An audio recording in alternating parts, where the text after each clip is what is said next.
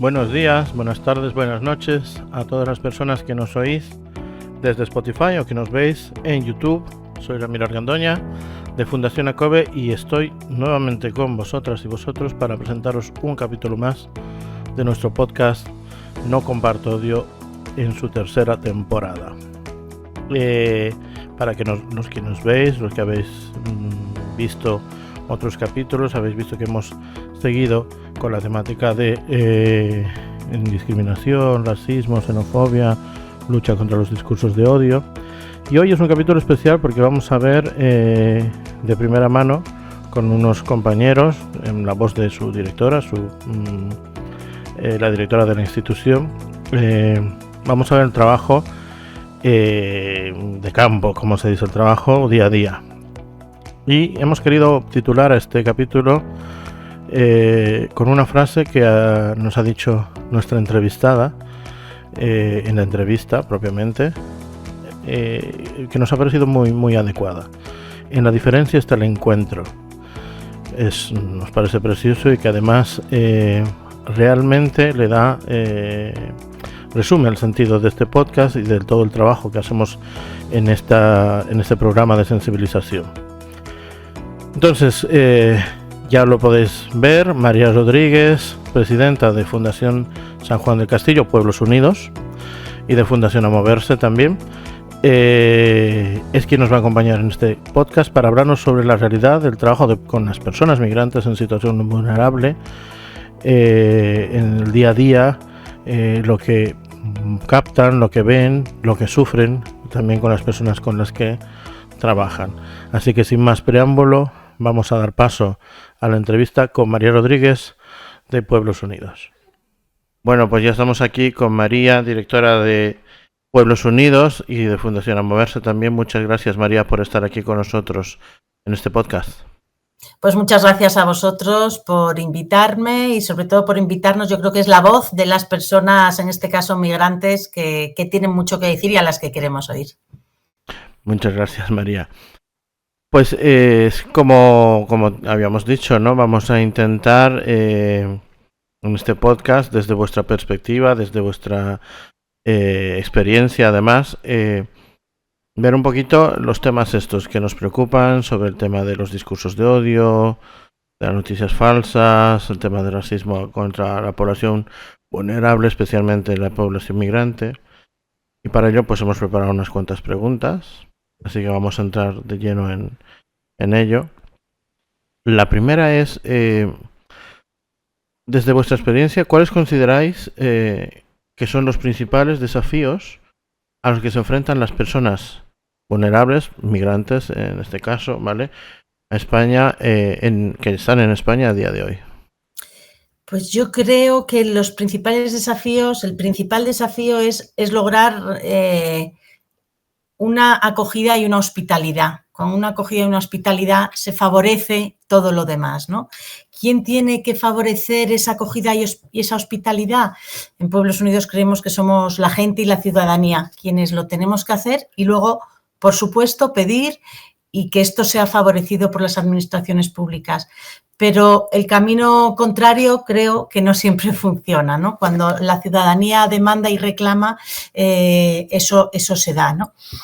En estos desafíos, cuando hablamos de personas migrantes especialmente vulnerables, creo que ahora mismo también tenemos un problema importante al que tenemos que hacer frente, y es que las personas migrantes tengan acceso a los derechos y a los servicios sociales en la misma circunstancia que tienen las personas vulnerables, sean o no sean migrantes, ¿no? Y eso viene creemos, por el propio hecho de ser persona, por la dignidad que todos tenemos como personas.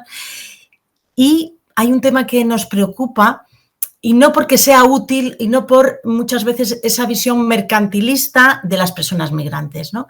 No tenemos que dar acceso, no tenemos que posibilitar porque nos viene bien, porque las personas migrantes las necesitamos porque trabajen, que es cierto económicamente, pero creo que el esfuerzo que tenemos que hacer y el desafío es decir y poner encima de la mesa, las personas migrantes, tenemos que trabajar para que las personas migrantes se sientan como en casa, sean acogidas, porque es un derecho fundamental y porque trabajamos para la dignidad de las personas y una persona tiene derecho a salir de su país si quiere. Tenemos que trabajar para ello y a poder desplazarse y llegar a otro país y ser acogido y desarrollarse libremente. Bueno, eso yo creo que son los desafíos, el poder ser tratado en igualdad de condiciones, sea la persona o no sea vulnerable, ¿no? Sí, desde luego que muchas de las personas que nos están escuchando, nos están viendo, estarán muy de acuerdo con esto. En vuestro trabajo, en el diario de vuestro trabajo, habréis visto seguramente que el tema de las personas migrantes, las que van llegando, en cuanto a necesidades, pues va evolucionando, van cambiando a lo mejor, ¿no? ¿Cómo podríamos describir esa evolución de necesidades a lo largo de estos años que vienen trabajando? Sí, a ver, en Pueblos Unidos llevamos trabajando 20 años, más o menos, ¿no? Con población, con personas migrantes.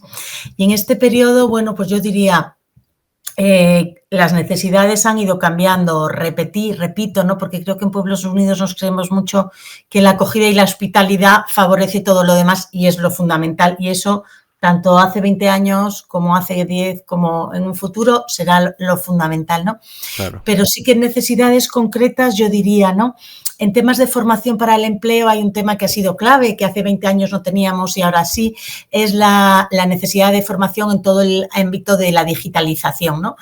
Hace 20 años la formación para el empleo, el acceso al mercado laboral, no era tan necesario y tan imprescindible tener capacidades digitales, ¿no?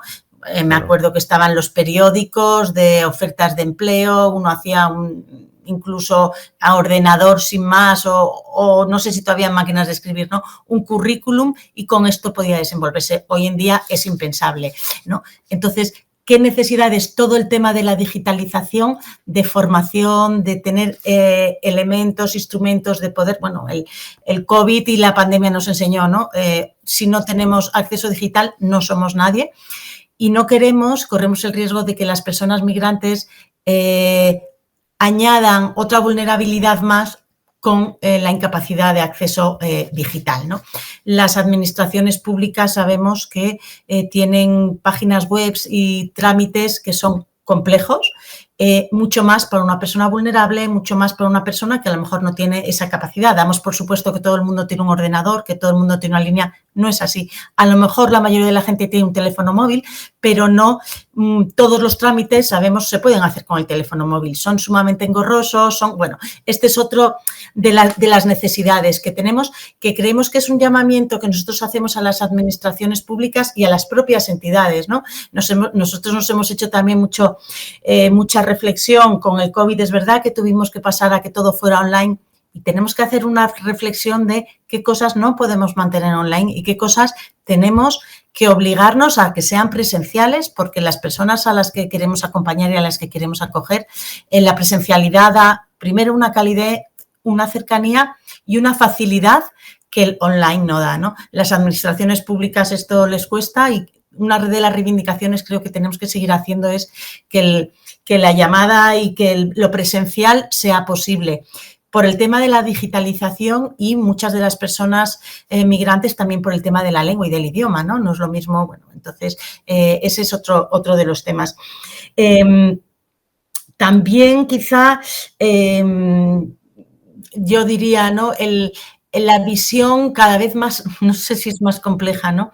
Del sistema de acogida, del sistema de ayudas sociales, bueno, pues esta evolución se ha complejizado mucho, ¿no? El cómo una persona accede a una ayuda social, más a lo mejor si es dentro del sistema de acogida, todo el sistema migratorio, creo que se ha complejizado y tenemos también, bueno, que acompañar a las personas en este proceso, ¿no? Sí, no, de acuerdo. Totalmente de acuerdo, porque el tema de la brecha digital es algo importante, es algo que limita muchísimo y cuando tienes que renovar, simplemente renovar con lo que ha costado obtener un permiso de residencia, renovarlo y no tienes ni idea de lo que es la plataforma Mercurio y qué es esto, pues es una complicación, lo vemos aquí también todos los días.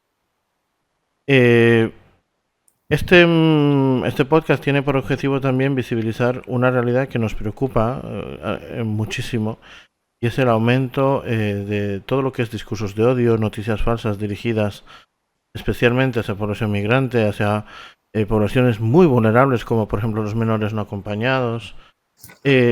¿Cómo han observado esto desde Estados Unidos, desde a moverse este aumento a lo largo de los años y en estos últimos más? ¿Cómo creéis que han impactado en la vida de las personas a las que estáis atendiendo? Pues por desgracia impacta, ¿no? Yo creo que además es un impacto pocas veces muy directo, pocas veces proporcionalmente, ¿no? No son, creo, tantos los casos en los que un joven marroquí, un joven subsahariano, digo jóvenes porque nosotros trabajamos mucho con jóvenes, o que una familia se vea a lo mejor cuando va por la calle increpada, o en tiempo sí que veíamos esta acción a lo mejor policial de, bueno, falta de objetividad, porque si va mi hijo por la calle, usted no lo para, y si va este chico africano, usted lo para, ¿no? En igualdad de condiciones. Y bueno, ese tipo de cosas, los estereotipos que no son solo que se generen, sino muchas veces las mismas administraciones públicas actúan, sino de una forma más civilina o más, digo, civilina, o lo que vemos, ¿no? Medidas o actuaciones que se van diciendo y que se van convirtiendo o las vamos admitiendo, quizá, no sé muy bien cómo, ¿no? De una manera que está, se sabe que es que los jóvenes marroquíes, se sabe que es que, por supuesto, que los jóvenes, los menores no acompañados, bueno, se van dando una serie de mensajes que hábilmente van transmitiendo y van calando en la población, y a mí me da mucha pena qué poca capacidad tenemos de contrarrestar esos mensajes, ¿no? Cuando somos entidades como la vuestra, como nosotros, cuando sabemos que no son ciertas y tenemos experiencias diarias de que esa no es la realidad, ¿no? Y que la acogida, la hospitalidad y las personas buenas es la mayoría, ¿no? El porcentaje es el mismo seguramente en personas migrantes, en personas vulnerables, en personas que no son ni vulnerables ni que son migrantes, de personas que actúen mal en una sociedad, ¿no? Entonces, efectivamente, sí que hemos notado, sobre todo en el caso de los jóvenes africanos, ¿no? Y quizá más en los jóvenes marroquíes no subsaharianos, ¿no? Toda la parte que no es el África subsahariana, los jóvenes, los menores no acompañados o jóvenes con los que trabajamos, ese rechazo, esos bulos que que se van generando, ¿no? Por parte de, bueno, de ciertos grupos, de ciertos partidos políticos o de ciertos, pensamientos, que muchas veces los medios de comunicación son amplificadores, incluso muchas veces queriendo contrarrestarlos, pero muchas veces el dar, y de cosas, que no son ciertas, tenemos ejemplos miles, ¿no? Y lo vemos y lo sufrimos. ¿Cómo? Pues los chicos muchas veces en derechos, en acceso, la vivienda es un ejemplo, ¿no? No, yo no soy racista, pero yo mi casa no la alquilo a un chico o a una familia marroquí porque, ese tipo de cosas las vemos todos los días. Y como digo, no son a lo mejor en la mayoría de los casos, nosotros no tenemos muchos, la mayoría de los casos no son eso, agresiones directas, sino consecuencias que vemos en la vida diaria de personas que no pueden acceder en la misma a los derechos, al ejercicio de derechos en igualdad de condiciones, muchas veces marcados por estos estereotipos, por estas falsas noticias que se van haciendo bulo y que no somos capaces de parar, o somos capaces en con una fuerza muy pequeña respecto a lo que vemos que se va generando, ¿no? Claro que sí, es totalmente cierto, y además has hablado justo de dos poblaciones que son dos poblaciones que son además bastante atacadas constantemente. El tema de las personas que vienen del África subsahariana, las personas que vienen de Marruecos, son las, si categorizáramos, son exactamente las más atacadas con los bulos y noticias falsas que van saliendo. Esto es así. tu entidad, desde Pueblos Unidos o a moverse, ¿habéis podido o tenéis alguna estrategia o participáis de alguna estrategia en la que se trabaje por contrarrestar un poco esta situación de discursos de odio que luego se pueden convertir incluso en delitos, ¿no? Sí, sí, un poquito lo que hacemos es, cuando pasan estas cosas, siempre documentar todo, es decir, intentamos documentar, ser objetivos, ser veraces en lo que vemos y en lo que apreciamos, y cómo contrarrestamos es pues dando ejemplos de todo lo contrario, es decir, nosotros tenemos a diario casos y ejemplos de familias, de chicos, de todo tipo de nacionalidades, con experiencias por parte de la sociedad de acogida y de muy buena acogida y de muy buena hospitalidad, por parte de las personas migrantes que han llegado, ejemplos de esfuerzo de inserción, esfuerzo de formación y de resultados exitosos en cuanto, no sé si se puede medir el éxito en lo que es una integración en una sociedad, ¿no? Entonces es poner esos ejemplos, visibilizarlos, de la manera más amplificada que podamos, ¿no? Tenemos, es verdad, desde hace un par de años, pues todo un programa y un proyecto de comunicación que visibilice esto, ¿no? Es decir, este caso es un ejemplo tanto por la persona, estoy poniendo un chico, ¿no? En nuestro programa de acogida de jóvenes migrantes, bueno, pues poner nombre, poner apellidos. Esto es lo que pasa, esta es la sociedad, este es el voluntariado, esta es la sociedad civil que se compromete, y no vemos que pase nada de los bulos, nada de los miedos, nada de esto que está pasando. ¿Y por qué? No solo por contrarrestar sin más, sino porque creemos que muchas veces el conocimiento de la realidad, el conocimiento de las personas y de las circunstancias es lo que rompe estos tabúes y es lo que rompe estos estereotipos, ¿no? Si solo leemos el periódico, pues nos creeremos lo que digan unos o lo que digan otros, o por desgracia, con lo que está todo tan polarizado, iremos a un extremo o al otro, ¿no? Y creemos que fomentar el encuentro de estas realidades, fomentar el encuentro y el conocimiento con las personas migrantes es lo que hace que todos estos falsos bulos, todas estas noticias, todas estas seamos capaces de irlos destruyendo y derrotándolos, ¿no? Qué importante esto que dices, ¿no? Encontrarse, conocerse. Es que el camino va por ahí, ¿no? Es decir, nosotros cada vez estamos más convencidos, ¿no? Llevamos muchos años trabajando, cuando nos acercamos a las administraciones públicas, queremos hacer esto, ¿cuál es vuestra? Y nos dicen, ¿no? Y a la hora de redactar un proyecto, ¿y cuál es el fuerte o cómo medimos esto? Es que lo que medimos es el impacto que tenemos en las personas, que al conocer una realidad y al conocer personas de otros países y al conocer la riqueza intercultural, se abren y todos los tabúes se rompen, ¿no? Y esa es la experiencia, y decimos, tenemos que ser capaces de medir y de transmitir, que es muy difícil, ¿no? Ese cambio en cada una de las personas, que es lo que hace que haya un cambio en la sociedad, ¿no? Que el reto y la realidad está en conocernos, y desde ese conocimiento es cuando todo lo demás funciona. Claro que sí. El papel de las instituciones públicas en todo esto tiene una importancia, ¿no? Es decir, tiene que haber políticas públicas que ayuden a trabajar el tema de la convivencia, a trabajar el tema de la prevención, a trabajar el tema de la lucha contra los discursos de odio, etcétera. ¿Creéis que están haciendo lo suficiente para combatir especialmente esta parte de discursos de odio, que es la que nos preocupa, noticias falsas, proteger a los colectivos vulnerables, menores no acompañados, mujeres migrantes, etcétera? Hombre, las administraciones públicas tienen campañas y trabajan en este sentido.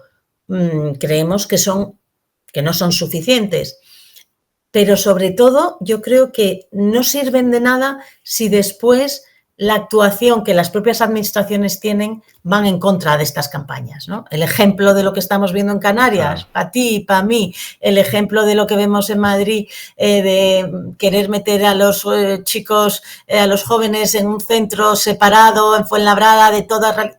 bueno, da igual que hagamos todas las campañas, que queramos implicar, que hagamos unos carteles muy bonitos, unos mensajes estupendos de marketing, si después la realidad que estamos viendo en los medios de comunicación, porque es la realidad política que hay, es que las administraciones no se ponen de acuerdo en cómo acogemos y en cómo cumplimos con un derecho básico reconocido a nivel internacional y reconocido en la Constitución de cuidado de menores, ¿no?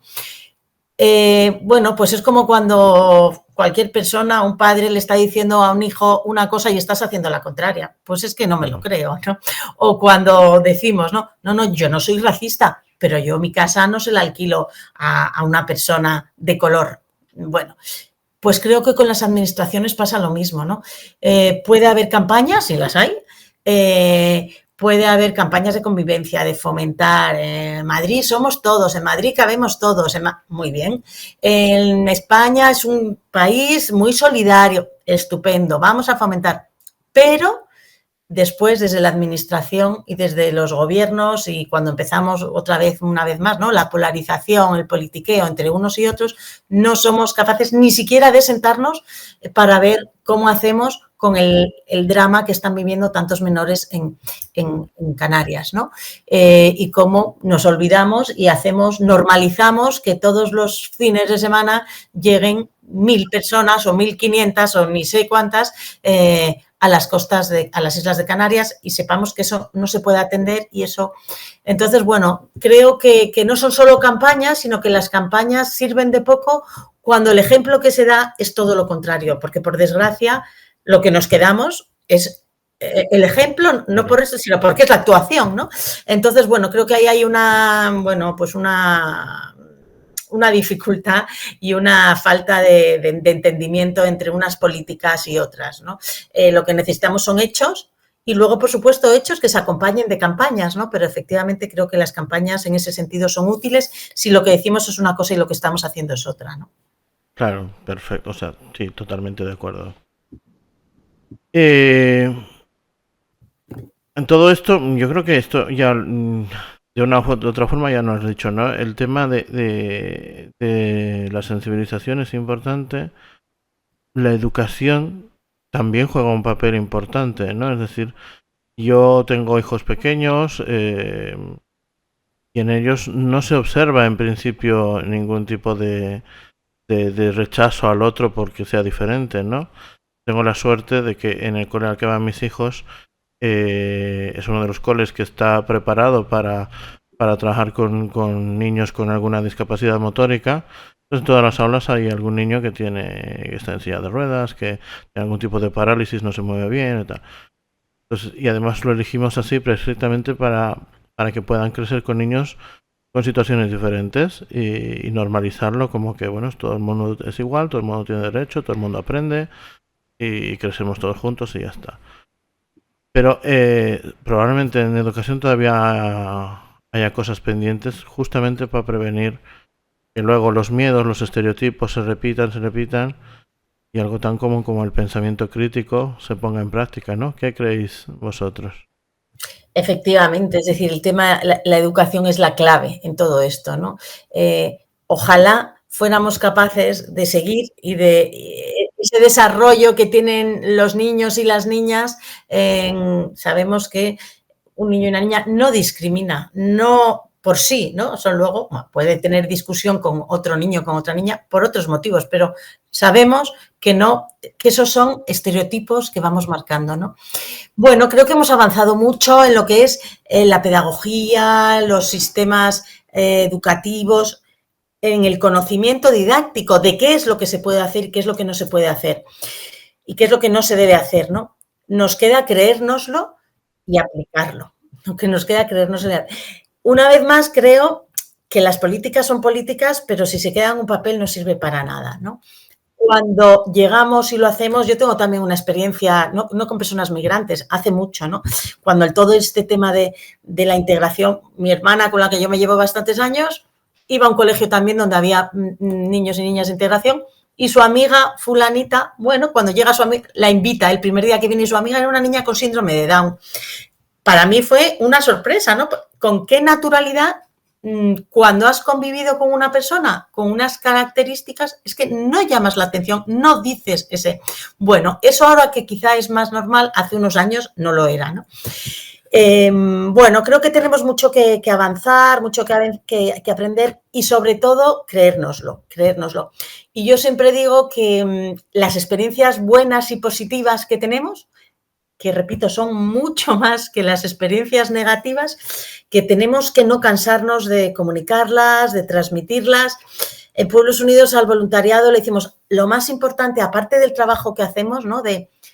O que hacéis, ¿no? A los voluntarios de acompañar personas, de estar con jóvenes, es ese transmitir en vuestros ámbitos, en vuestros círculos, en vuestras familias, esto que hacemos y esta importancia y que os lo creéis, ¿no? Porque, por desgracia, creo que tal como vienen las cosas en Europa, en España ya lo estamos viendo también, el tema migratorio y el cómo vamos a mirar a las personas migrantes, no sé si se está poniendo cada vez peor y más difícil, ¿no?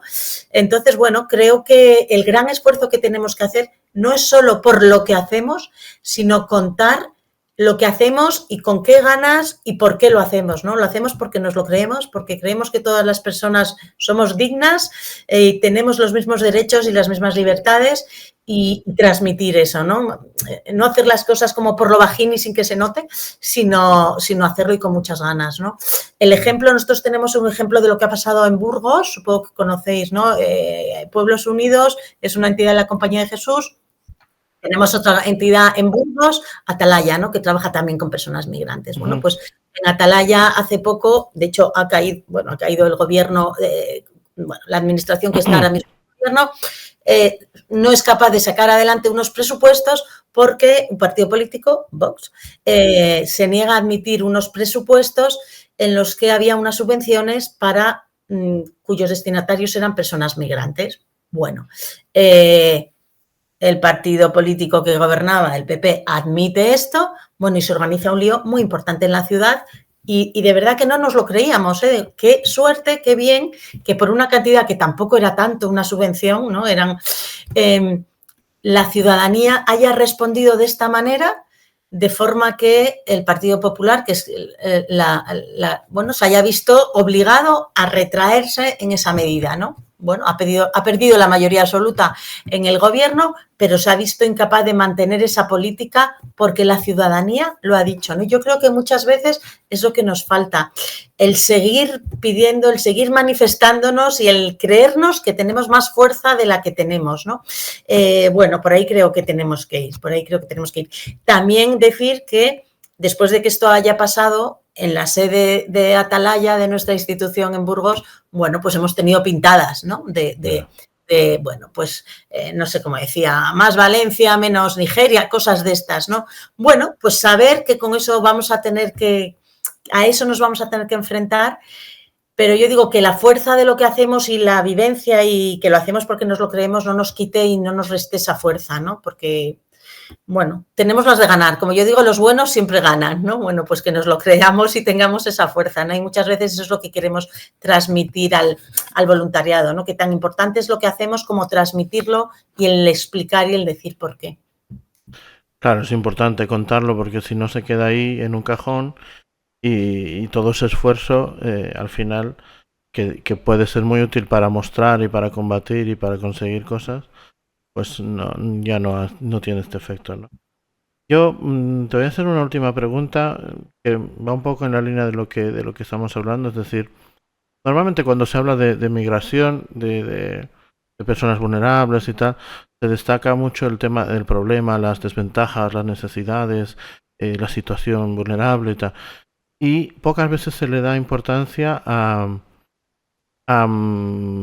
aporte positivo, ¿no? Es decir, sí, aquello positivo que genera la población migrante. Y seguramente que tenéis en todos estos años de intervención más de algún ejemplo o alguna historia, alguna anécdota que sirva justo para eso. Mira, esto es un ejemplo de aporte que hacen estas personas a las que sufren todo esto, pero que le hacen a nuestra sociedad también.